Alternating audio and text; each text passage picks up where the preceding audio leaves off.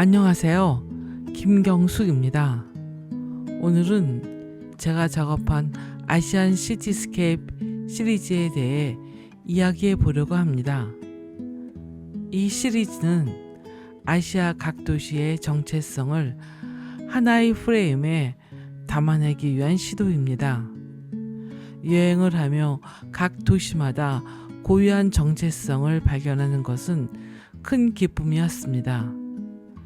그렇다면 한 도시를 대표하는 구성 요소는 무엇이 있을까요? 한 도시를 대표하는 요소들은 다양합니다. 세계적으로 알려진 고층 건물, 전통 주거지역, 시민들의 생활상, 전통 의상, 고유 음식, 관광지 등이 그 예입니다. 이 다양한 요소들 중에서 저는 각 도시의 초고층 건물, 그 지역 특색이 드러나는 서민 주거지역, 역사적 문화적 건축물, 그리고 그 지역의 식생을 촬영 대상으로 선정했습니다. 촬영 대상 도시로는 먼저 해외 여행객이 많이 찾는 아시아 태평양 지역의 10대 국가를 중심으로 선정했습니다. 중국, 홍콩, 말레이시아, 태국, 싱가포르, 마카오, 한국, 일본, 인도네시아, 대만이 그 예입니다.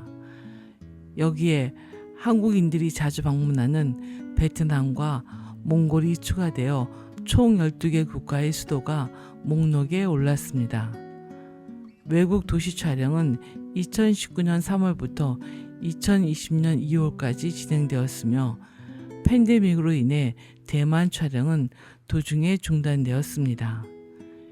이후 2021년 6월까지 서울 촬영을 진행해 총 11개 도시의 이미지를 하나의 화면에 압축한 콜라주 양식의 작품을 완성했습니다. 도시의 초고층 건물은 도시 디자인에 막대한 영향을 미치는 건축 요소입니다. 초고층 건물은 도시를 대표하는 아이콘이자 그 지역의 발전을 상징하는 랜드마크입니다. 사전 연구로 각 도시의 고층 건물 순위 1위부터 15위까지 조사한 후 각 건물의 형태와 위치, 사람들이 많이 찾는 사적지, 서민 주거지역 등을 분석했습니다. 고층 건물은 정면 모습을 위주로 하되 입체감을 살리기 위해 측면 모습도 약간 포함하여 촬영했습니다.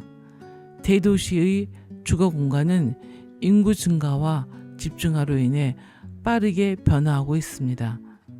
전통적인 주거 양식은 점점 사라지고 고층 건물이 그 자리를 채우고 있습니다. 이러한 고층 건물과 상업 지역을 프레임의 윗부분에 배치했습니다. 반면 전통적인 서민 주거 지역은 도시의 또 다른 면모를 보여줍니다. 동남아시아의 서민 주거 지역은 열악한 환경 속에서도 전통 양식을 유지하고 있으며 이를 프레임의 아랫부분에 배치했습니다.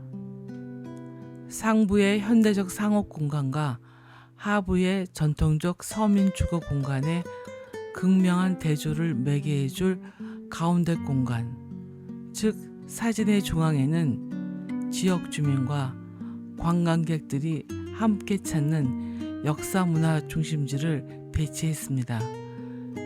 역사문화 중심지에 자리한 건물들은 지역의 역사와 문화를 대변하는 동시에 도시의 과거와 현재를 연결하는 상징적인 역할을 합니다.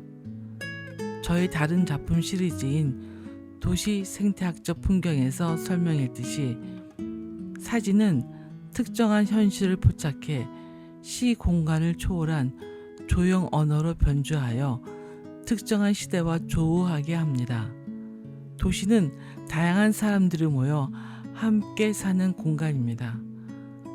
그러나 현대화로 인해 도시 건축은 점점 수직화되고 사람들을 이어주던 온기와 정은 점차 잊혀지고 있습니다.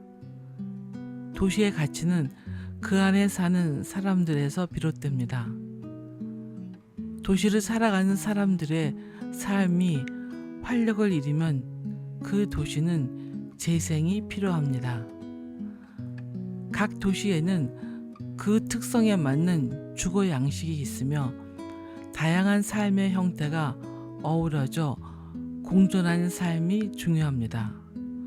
고층 건물이든 서민형 건물이든 모두 도시의 중요한 일부이며 도시에 사는 사람들의 삶을 구성하는 유기적인 요소입니다.